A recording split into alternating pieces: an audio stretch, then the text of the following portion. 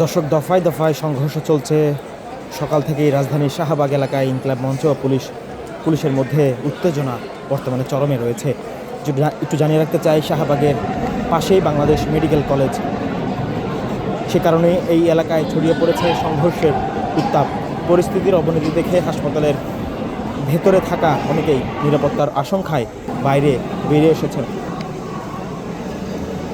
রোগী স্বজন, সাধারণ মানুষ সবার মাঝেই এখন আতঙ্ক বিরাজ করছে।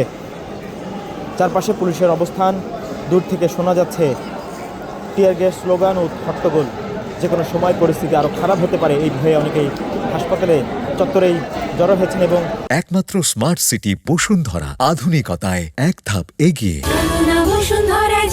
যে বারান্দা রয়েছে, হাসপাতালের বারান্দা, সেই বারান্দা থেকেই তারা দেখছেন।